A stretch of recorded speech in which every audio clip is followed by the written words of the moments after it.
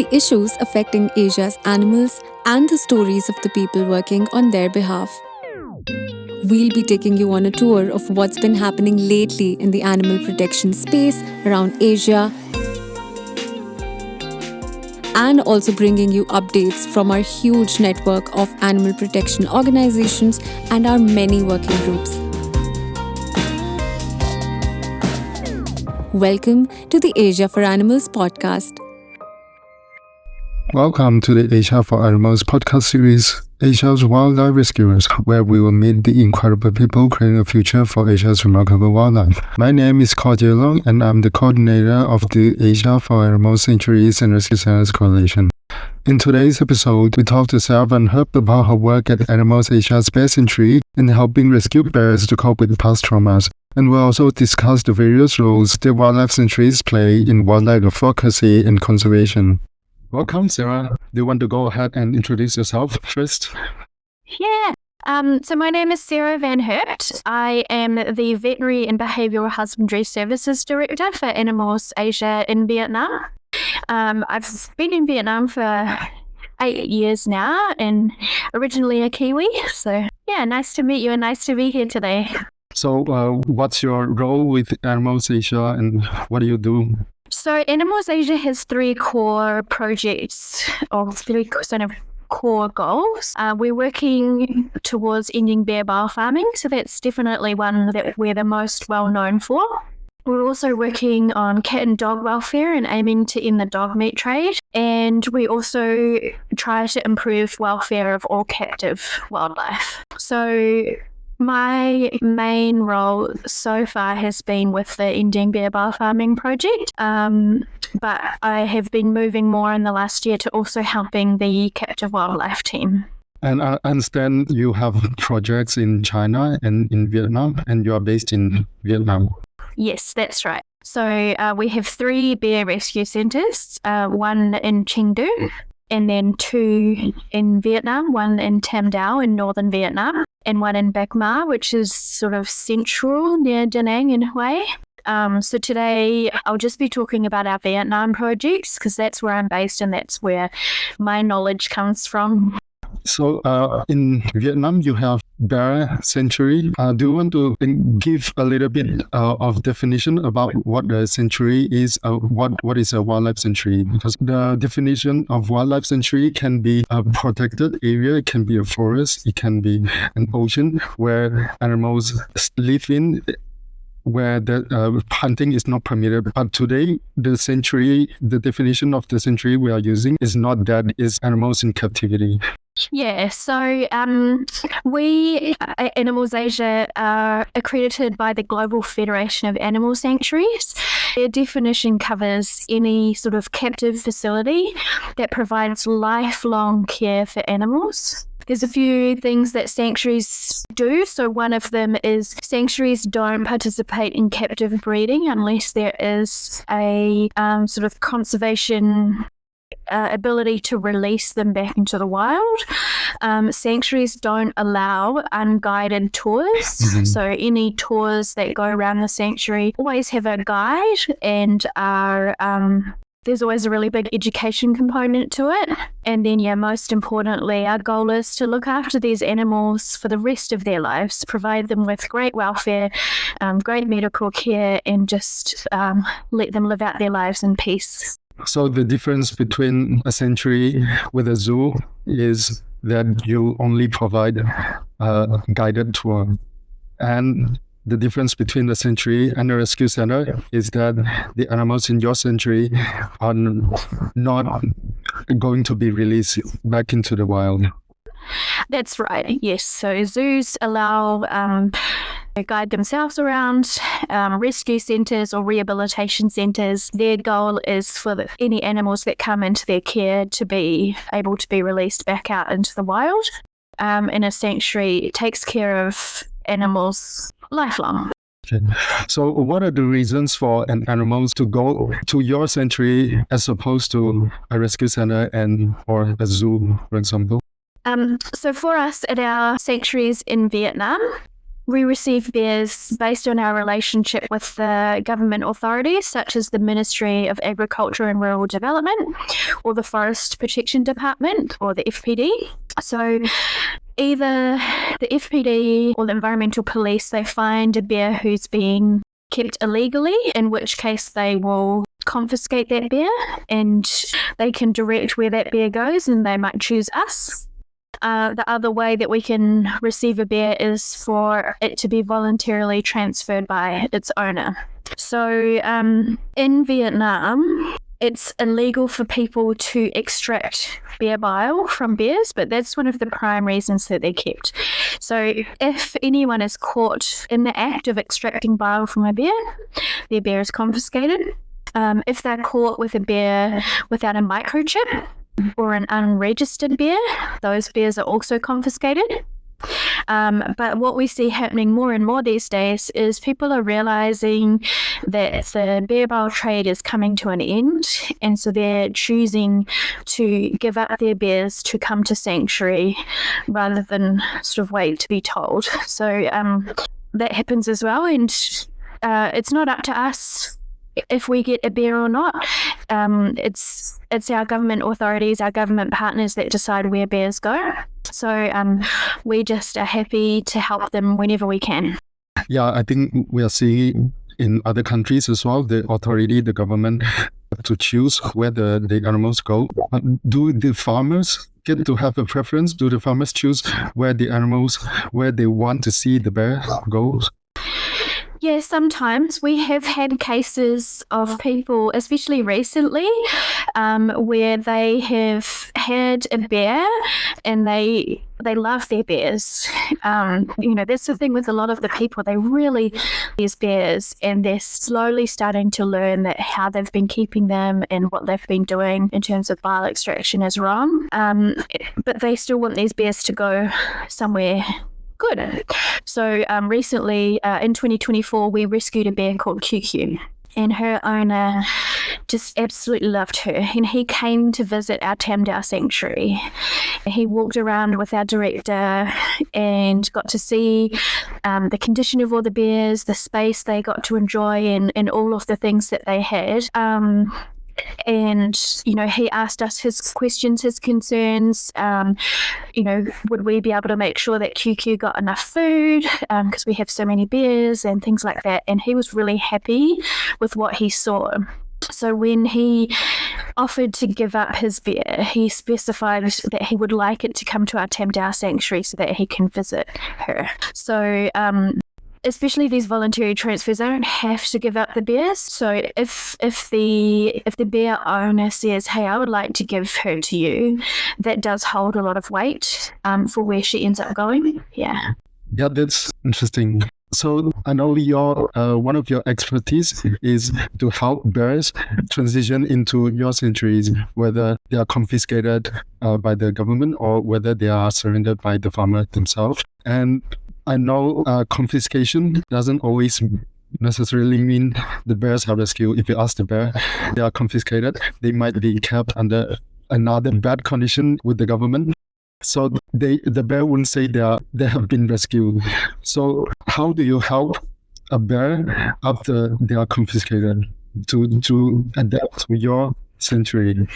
What is the process of helping a spectrum of bears? The bears might be severely traumatized, or a bear cub might have been kept as a pet. So along the spectrum, how do you help bears with different conditions adapt to your sanctuary? Yeah, it's a really good question. So it takes time, and it's really important for us to get to know the bears as individuals and to move at their pace. So when we receive any new bear, they come into our quarantine area initially. And so they go through a quarantine period of around 30 to 45 days, depending where they come from. And that quarantine period allows us to assess them, so assess both their physical and their mental health. It also allows us to start rebuilding their trust again. The majority of our bears have a huge fear of people, and their understanding of people is cruelty. So it's up to us to regain their trust and help them again.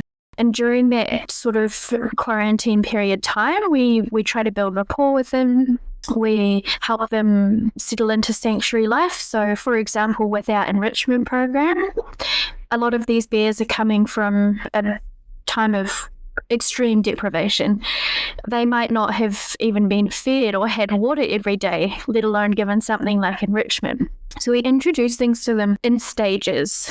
So during our first stage of enrichment, we only offer items that are natural materials. And so a lot of that enrichment is focused on things like nest building or foraging. And then when we see how they cope with those, we'll move on to introducing maybe some more novel materials like plastic or PVC or nylon webbing, but still making it really easy for them to understand. And then we move on to things that are more complicated, like start to introduce puzzle feeders and making their food more hard to find and things like that. And even with their food, almost all of the bears initially eat everything for a day. And then when they realize that the food is going to keep coming day after day, that's when they start to relax and get a little bit more picky, a little bit more fussy. So a lot of the bears that we get are used to being fed like slop, like pig feed or congee or things like that, really a really liquid diet if they get fed at all. Or they get fed just things like bananas and condensed milk and, really, really sweet things. And obviously it's really important for us to get them onto a nutritionally complete diet. And so we have to do that step by step as well. So in the beginning, we might have to do something like offer them more fruit or blend their food, boil it, offer it in just different ways so that they start to learn. And yeah, everything is done step by step and at the bear's own pace. So even though I say our quarantine lasts for 30 to 45 days, that's true. But if the bear isn't ready to move out of the quarantine area into a bear house, we don't. We wait until they seem ready and then we'll move them. And when they get to the bear house, it's a big new experience. It's a bigger space. There's other bears there. There's noise and all sorts. So again, everything happens in stages. So first, they just get used to being in the den. And then depending on the bear, they might be integrated or they might get to go outside. Everything happens at the bear's own pace and at what we observe that they can cope with. What about socializing the bears? I imagine the bears might not have been exposed to other bears before they come to your sanctuary. And as a bears for bile extraction and bear as an expat, how do you prepare them for them to interact with other bears if they have not come across any other bears, any other mammals other than a human? Yeah, so all of the bears will have at some point met another bear because they were born and they usually are taken off their mothers as cubs. But yes, you're right, it can be a very, very long time since they've seen another bear. Our quarantine area is actually across the river from one of our bear houses, our bear enclosures. And so they do start to get a bit of a sight, a bit of a smell, a bit of a sound that there are other bears around while they're in their quarantine area. Once we get to know them, we think a little bit about their age, their health condition, and also their personality. And then we decide which group or which house of bears might be the most appropriate for them. So, for example, we have Christmas, who is a new bear, and he's quite young. He's a little bit nervous, a little bit shy, but very playful, and he loves to eat and he loves his enrichment. So when we think about him, we're not going to put him with our old geriatric bears because that's not going to be a good mix. So we're looking at our younger groups and seeing where he might fit there. And when we move him, what we'll do is he just stays in a den by himself, but he can see, touch and smell the other bears who are next to him through the bars. So we watch him really carefully and make sure that he's coping with that. If he wasn't, we would leave more space and more dens in between him and the other bears to make sure that he had time to adjust slowly. The vast majority, in fact, I'm not sure I can remember any bears who have been so unsettled in a den in a bear house that we've had to then take them back out. They tend to get into the den, into the bigger space, and they find the baskets and they find the toys and they find things, and they seem to adapt quite well to being in the dens.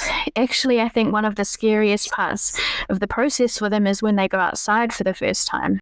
So you've got to remember these guys have been confined for years and they haven't felt the wind on their fur, they haven't felt the sun on their face, they haven't felt the itchy grass, and it's such a huge open space to what they're used to that actually letting them out into the enclosure is probably one of the scariest parts. With socialization, we just sort of wait till they're ready and look at their interactions with the bears, and you'll be able to see things like if they are, spending more time looking towards the other bears, or if they're spending time sitting at the slide trying to sniff and play with other bears, and we can see things like that and decide, is it better to introduce them to another bear first so that they have someone to play with and someone to teach about the enclosure and all that sort of stuff. And yeah, it's really sad to know that a bear has been conditioned to be more familiar within a cage, a metal cage, than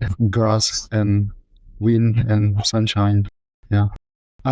You mentioned about some geriatric bear, and I know a big part of what you do is to care for senior old bears and disabled bears, amputees, for example. What are the special treatments that you provide for bears with special needs? And what are the examples of bears that require special needs at your sanctuary?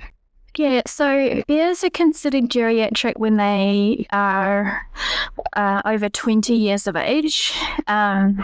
Unfortunately, one of the things is that we can never know for sure how old a bear is, because we never know for sure when they actually came onto the bear bile farm. But what we see with geriatric bears is a lot of sort of things that you might see in your pets too, right? As they get older, they start to get a lot more dental issues. They get a lot more vision issues with their eyes, and definitely mobility. They get arthritis just like we do. And so as they get older, they tend to slow down a lot, get a bit more irritable. They will climb less. They sort of don't move as far. And so they also might start to drag their feet or become a bit wobbly. And so those are things that we watch for very carefully, and we have a range of different husbandry techniques that we use to help them. We're really lucky to have an excellent veterinary team on site, and so they are always monitoring these conditions and treating them medically. But as carers of animals, we also need to make sure that we are adjusting things like their enclosures too. So we have what we call our elderly bear houses, which are specifically designed for these older bears to get around in. They have lower furniture. If they have any like platforms to climb onto, there's like a ramp that they can use to get up there. The baskets in their dens for sleeping in are lowered to make them easier to get in and out of.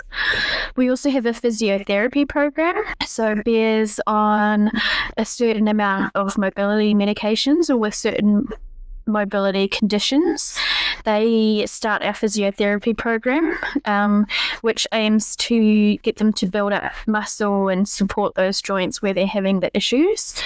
So that involves a range of different things. So some of them have cooperative care training for things like massage, laser therapy. We have one bear who needs to work the muscles in his remaining forelimb. So he's missing one. And in his remaining forelimb, he basically is trained to do, I guess, what would be the human equivalent of a seated row at the gym, by pulling on a band and working that arm.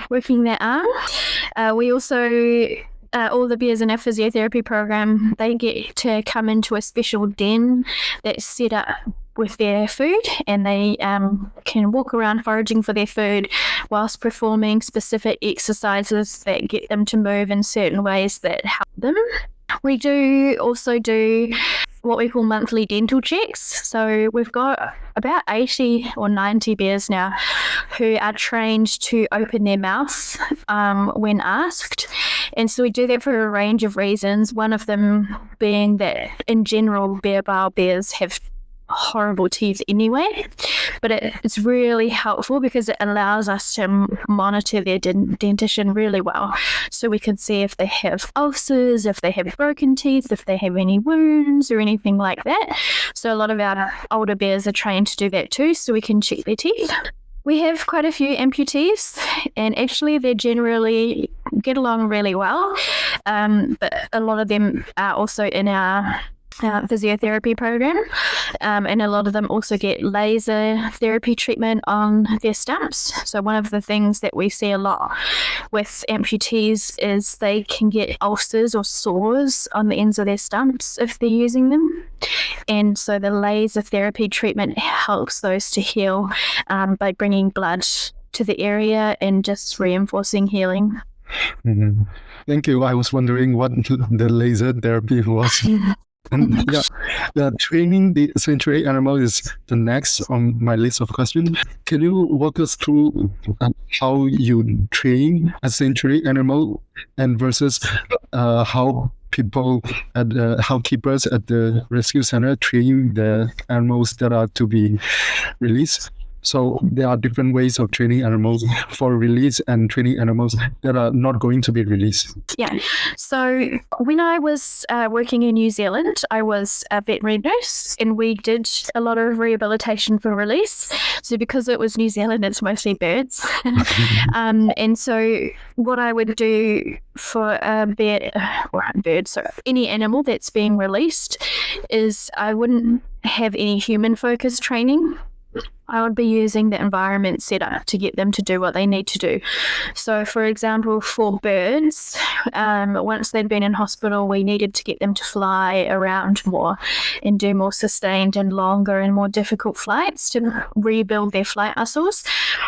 So we would put their food at different areas of the aviary so that we could get them to move around. Or same with penguins or seabirds, we needed to get them swimming, so we would be, putting things in the water for them. But any sort of training wouldn't be human focused. We'd be trying to minimize that human contact, because you don't want to release an animal who's been really friendly to people, because that just leads to so many complications. Whereas with the bears, because we have committed to lifelong care, a lot more of our training is incredibly cooperative, and that's why we call it cooperative care rather than training or positive reinforcement training. They're all the same thing, but emphasis is on the bears being able to consent and participate if they want to. So if they don't want to, that's fine, they walk away. Great. No worries. So the first thing we need to do is obviously build rapport with that bear. So at our Animals Asia Vietnam sanctuaries, we're really lucky to have very good staff retention. So a lot of our team have already been working with the bears for an extended period of time, and they know them really well. But the first thing we do is just to build rapport and just get them to like us. And that's just as easy as giving them a few treats every time you see them. And then we start by doing really simple, what we call foundation behaviors. So things that teach the bear how to learn, how to communicate. So they're things like getting them to focus on us, or getting them to wait while we walk away and come back, getting them to follow us as they walk through the dens, or getting them to target their muzzle to a tennis ball. And once they sort of start to understand that they do a behavior and immediately after they get a reward, so something they really like honey or banana or jam or condensed milk or apple or dried sweet potato, so they know I do this thing and then I get a reward, so I'm going to do it again because I get another reward, and again because I get another reward. And so we build up that knowledge, that training knowledge in the bear but also the trainer, so that we can move on into more complex behaviors. And our cooperative care program really heavily focuses on medical care because it's just something that is so needed for these bears. So we have bears now, as well as our physiotherapy bears, we have bears who are trained to let us take their blood pressure because hypertension is a really big issue in bare-bile bears. 41% of the bears we have are on lifelong hypertension medication. We also have a number of bears who we take blood from so that we can monitor different conditions that they might have with their livers or their kidneys or their hormones and things like that. So it's a long process, and what makes it different from training for rescue or release is that we're training them for living here forever. So, you think about us as we get older and we go to the doctor more and more, we try to prevent them having to be anaesthetized to go to the vet by having a lot of proactive sort of healthcare behaviors trained. Yeah, thank you. So we are getting into the very controversial part of the podcast episode. So I really appreciate you collecting samples of blood samples of the bears and using the data to help the bears feel it, and that data can also help other bears at other rescue centers for bears that can be released. So one of the things that comes up a lot for keeping animals in captivity, keeping animals in sanctuary, it requires so much resources. All the things that you have talked about, it requires so much resources going into the bear sanctuary that the bears are not even going to be released. And so that's not going to help the wild population of the bears in Vietnam. And so the question would be, well, what is the value of a wildlife sanctuary like a bear sanctuary where animals cannot be released and it has little value to wildlife conservation? And would animals be better off die free in the wild than being alive in captivity? Yeah, it's such a good question and such an interesting topic. I'm going to sort of talk about this from an animalization perspective, from our sanctuary's perspective, because I know everyone is different, but to us, every bear is precious, every life is precious, and they're intrinsically valuable as individuals. So, we want to give them an amazing life. We would absolutely consider release, and it is something that we're looking to in the future. But for now, we haven't solved the problem that's leading us to get all these bears, which is bare-bile farming. So that's our goal at the moment. That's why we have our sanctuary, is because bears are still being taken for the bare-bile trade. So the first thing we need to do is actually end that trade, and that's what we're doing in so many ways. So the first way is we have teams out there working with traditional medicine communities, and they have agreed not to prescribe any more bare-bile. We have worked at it from a legislation point of view, and in 2017 we signed a memorandum of understanding with the government to agree that we would build another sanctuary to house all of the bears left on the farms if they would work to get the bears off the farms. So really, the first thing that we need to do is just to end the trade. And while we're doing that, these bears that we're rescuing, as I said before, we can't release them because of the conditions they were kept in led to just such horrific medical issues for the bears. So, as I said, we've got 41% of our bears on hypertension medications. If we were to release them, they wouldn't get their medications and they would die a painful death. There's also currently a lack of protected safe space to release bears. So if we were to release them in Vietnam, where would we do that? We don't know, because there hasn't been sufficient studies done and there's not sufficient protections in place. So yeah, we can't do that. And also, when you look at these bears that we've got, for the majority of them, I would say they've come into bare-bile farms as a cub, having been taken away from their parents during a critical period of learning. So they don't all show appropriate species-specific behaviours, which again is another big issue for their survival, but also for human-bear conflict. These are bears that are now used to people, and if we were to release them, that would be another issue. But for the bears themselves, we know sanctuaries have limitations. Absolutely. Sanctuaries are not the wild. And we are constantly looking out for indicators of their welfare. And yes, we do a lot of work with them, but we know them really well, and we know their behaviour and their medical conditions really well. And so if we believe their quality of life is impacted, we will move to euthanize them. We don't keep them alive forever just because we love them, because while we do, we recognise, again, that they're individuals and they themselves are intrinsically valuable. They themselves have their own feelings, and we can help them and help alleviate any suffering.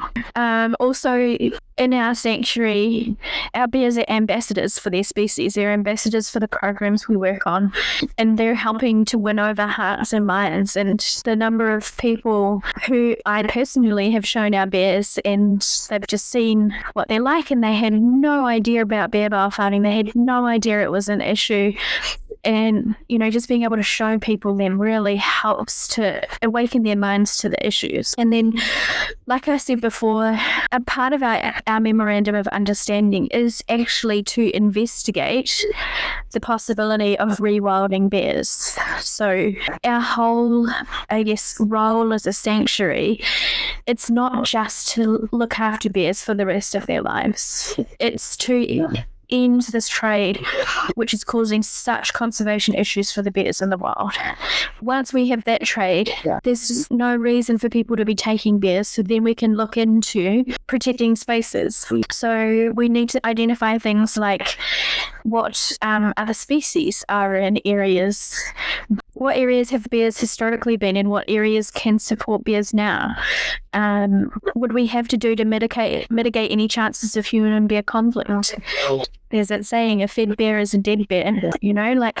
We don't want them coming into contact with people. But people are everywhere in Vietnam. People are in our national parks all the time. So how do we keep them safe and the bears safe? So I don't think they're better off dead in the wild than alive in captivity, just because there's just so much more to the topic. And I absolutely understand the argument, and I would love, honestly, it would be my dream if all of our bears could be released. And I'd like to think that it's my goal that we can get to that point, but it's just we're not there yet. Yeah, I absolutely agree. I think some people tend to romanticize releasing animals and letting the animals being free, but there's so much more than that. The bear can, like you said, they have been so humanized. They will seek out humans when they are released, and they can be a danger to the human, or they die a very painful death. Like, it would be better to euthanize than letting them fend for themselves in the wild, where it's so unfamiliar to them.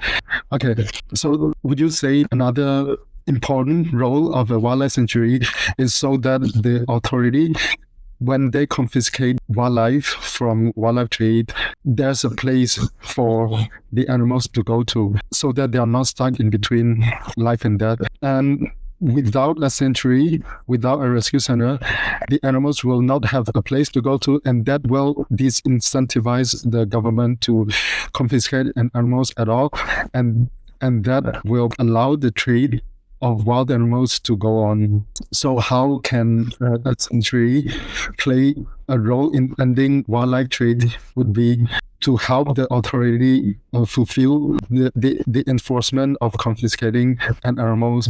And yeah, absolutely. One of the government departments we work with, the environmental police, have said one of the biggest barriers to their work is the lack of placement opportunities. It's such a huge problem, not just in Vietnam, I think across the world. And so again, this is where sanctuaries, rescue centres, rehabilitation centres, centres, they're so important, is if we are able to confiscate and prosecute this trade, then that's what we're working on. We're working on ending the trade. And then once we can sort of solve that problem, that's again when we can turn our attention to those safe spaces and protecting spaces for release, and we've ended the reason for the confiscations. So eventually our sanctuaries and our rescue centres will hopefully go out of business because the animals are safe and protected in the wild. But if they can't be confiscated because there's nowhere for them to go, then that wildlife trade, there's no consequences to it. So why would they not continue stealing animals and trading them as pets and things? Yeah, I agree. And another major value of what a wildlife sanctuary can provide for the society is your education, your outreach approach. And would you like to talk about how Animal Asia do awareness campaign and how you reach out to your local community to make them realize the value of bears being in the wild and not in a farm? I think for me, one of the things that Animals Asia does really well, that I was really impressed with when I started working here, is that everything that they do with kindness and respect and empathy. There's no accusations, there's no blaming, there's no anger. It's really important that we come at this issue from a place of understanding. And so much of any welfare issue in Vietnam, I think, personally, is just a lack of education. It's just people don't understand because it's not something that they're taught. It's so different from New Zealand. And what I've been able to see over my 8 years here is a really big increase in the understanding of animal welfare and the improvement of treatment of animals. And so what Animals Asia does, we've got these amazing public affairs and awareness and education departments, and they go out and they're not trying to tell the farmers they're doing the wrong thing. They're going into the schools and they're educating the young people. And these are the people who start to understand, and they go home to their dad, their granddad, and say, "Hey, I'm not sure we should have this bear," And they work on teaching the next generation, so that even if we can't get all of the bears now, in the future, there's these kids growing up understanding really what animal welfare is about. And the other thing that we do that I really love is we recognize that in bear bile there is a chemical that does have a medicinal benefit to people. It's called UDCA, and it does help people. It's an ingredient in medication. And so what we do instead is offer people other ways to have that same chemical, that same medical benefit that isn't bile. So our team has worked with traditional medicine community, and they have done a lot of education and sort of health check sessions, and we've published books on the herbal alternatives to bear bile. There's a chemical, a synthetically available version of UDCA. But again, traditional medicine, people who are seeking that out, they don't want synthetics. They want something herbal and natural. That's why they're seeking bile, because it's a natural product. But we have also worked with local businesses such as Cocoon, who have helped us. We've developed salve, a cream of, because a lot of what the bear bile is used for in Vietnam is to treat bruises and skin problems. So we've developed this with the traditional medicine community, and Cocoon has helped to package, and we give that away to people. So we're not saying you can't have this, you can't do this, it's wrong. We're saying we understand why you want to do this. We understand what you need. Here's an alternative way to get what you need.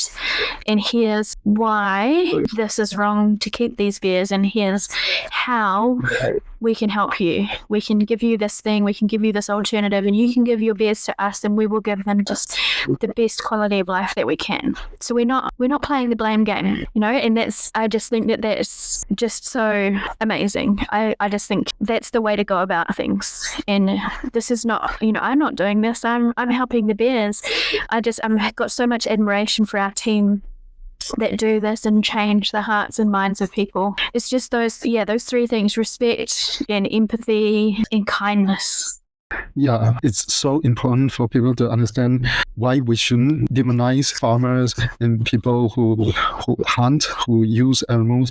They are just trying to make a living, and how do we help them to find alternative livelihoods? And let's talk about the economic aspect of your sanctuary, then how your sanctuary help the local community find an alternative economy. And would tourism be like a way you build the business, you provide job and help the economy of the local community prosper?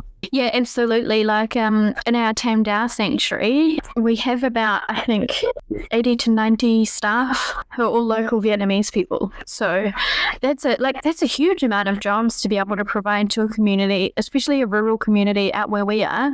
We're not near a big bustling town or anything, and we've got Viet, who's about half an hour away, but this is a great opportunity. And as an employer, Animals Asia really cares for and values and looks after their staff. So I think that the sanctuaries themselves, as well as helping the bears, they also help the people. And it's the same at our Bac Ma sanctuary. They've only got 8 bears so far, but as the sanctuary grows, so are the job opportunities for local people. So I think that's just an excellent way to help the local economy. Would you say then the title being how Animals Asia help the local people and the bears to find a sanctuary appropriate? Yeah, absolutely. Many of our staff have been here 10, 15 or more years. They've been here since it started, and they stay with us. And their knowledge that they have and the changes that they've seen and been through is just amazing. And they're such great carers for the bears and such great ambassadors for our work. And many years ago now, we went through a period where there was a threat of us being kicked out, and it was our staff and their voices and them rallying the community that really helped to save us, because they believe in what we're doing and they value our work, their work. Yeah, and I understand Animals Asia aim, your ultimate goal is for the local people to take charge of the sanctuary itself or the conservation work in your area. Yeah, exactly.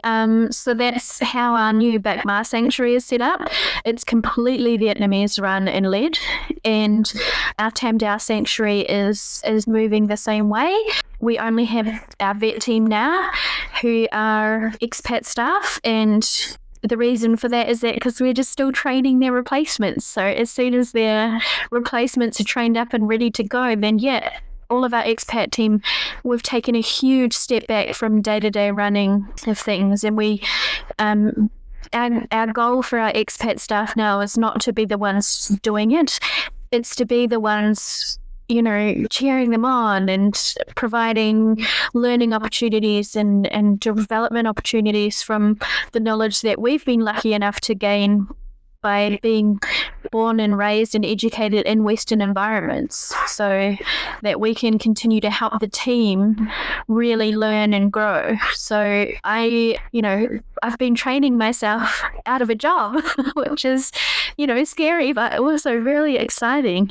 My job has changed so much since I started 8 years ago that now it's completely different, and it's just amazing to see the Vietnamese team develop. They're just incredible. The amount of learning and effort and heart that they put into everything they do. Yeah, it's really noble what you're doing to build the capacity of the local people and empowering the local community to take ownership of the work in their own country. But I want to know, who is Sarah van Herpt, and how do you, being where you are, all the way from New Zealand, you worked at a zoo in New Zealand. How did you end up in Vietnam, and for 8 years now, and probably many years to go until, like you said, you lose your job to the local, and then you go go somewhere else, equally amazing. Yeah, so in New Zealand, I worked as a zookeeper, and I also did a stint as a zoo veterinary nurse. So I was at my zoo for about 7.5 years, and I just really felt like I needed a change. I'd sort of learned what I could learn there, and that I needed to go spread my wings a bit. And I just decided just to start applying for jobs overseas, and I found Animals Asia, and I was lucky enough to be hired straight away, and like just never looked back. I definitely miss my home. I miss my family in New Zealand, but I love Vietnam. I love the people here. They're so kind. They're so helpful. I love what we're doing. Like, I'm really excited to see bile farming end in Vietnam, and it's going to happen in the next few years. And I'm just so excited that I can be here and be a part of that. Yeah, it's really inspiring, I think, what we do, and our people, the people that I work with, they just amaze me every day. I'm so lucky to have such an incredible team around me. How do you get the local people to come to where you are, then to do what you do? I think it's just helping them to understand from what I understand about the culture in Vietnam, a lot of how they are taught in schools is just what to do, and not why they're doing it that way. So a really big thing when we have taught people is not just what to do, but really helping them to understand why they're doing that. And that seems to really get them just a lot more engaged in the process, and having an understanding of why you're doing something is just, I think it's just more helpful, and I think it makes them feel more like they're a part of the process rather than just being told what to do. Because when they understand why we're doing something, they can present their own solutions, their own ideas, and say, this is why I think my idea will be great. And we're like, great, let's try it. Like, let's do it. Why not? And I think that, or I hope that now that they feel they have more, ability to be a real part of the process and real part of the change and the welfare of the bears, because they know why they're getting told to do something, so they know what the goal is and why, and they can suggest their own ideas. And yeah, I think that's really helpful. Yeah, and it takes a long time, and it takes a lot of commitment, and that's why you have to be on the ground for so many years to build up their confidence. And it's not like capacity building. It cannot be like one-off. You come and then you go. So you have to be there for many years. Yeah, and I really believe that that's the key to it. Like, I'm always happy to come to a zoo, a sanctuary, a rescue centre, whatever, and to teach them something. But like, I really feel like you need to be able to keep in touch, or, keep some sort of bond or strand between you so that you can keep communicating and keep it up. Like, you've got to have that sort of momentum and sort of dedication to it to keep going. Let's go back to numbers. How many bears are there at the sanctuary right now? And Animals Asia is leading the end of the bear farming in Vietnam. How many bears are there left in the farm? And then we'll talk about how people can support your work. So at our Tam Dao sanctuary, we have 190 bears. So 13 Malayan sun bears and 177 Asiatic black bears or moon bears. And our Bagma sanctuary has 8 moon bears. There's thought to be around 250 bears left on bile farms in Vietnam. So there's still a way to go, but we have space in Bagma for every single one of those bears. So If people want to support Animals Asia and support our work, you can visit our website and make a donation. You can visit our social media and share our work, share our stories with your friends and family. Anything you can do is such a huge help to us, and we really appreciate the support of everyone. Do you take volunteers?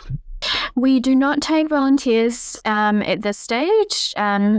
For the reason that you mentioned before, which is that we're trying to train ourselves out of a job. So our real priority, our real focus is our staff, our Vietnamese team people. So at this stage, we don't take volunteers.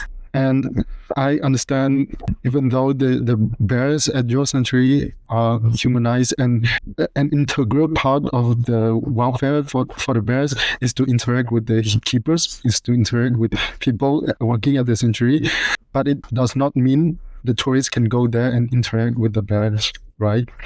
So how do the people, how do people engage in support your work by engage with responsible tourism? How do people identify real sanctuary and visiting real sanctuary, and how do they know which are the fake sanctuaries that they should avoid? Yeah, that's a great question. A real sanctuary is not going to let you interact with the animals other than observing them. So if you are being offered to take a photo with a tiger cub or a monkey, if you are being offered the chance to feed or bathe an elephant, those are not real sanctuaries, and those are not programs you should support.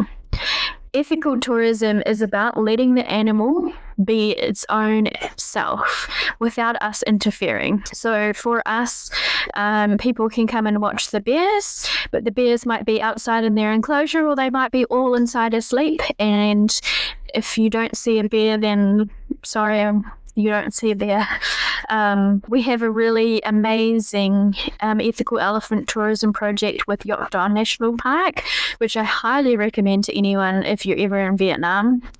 On these ethical elephant tours, you get taken out into the forest, you can watch the elephants do their thing, and then you go home. So what is it that saying?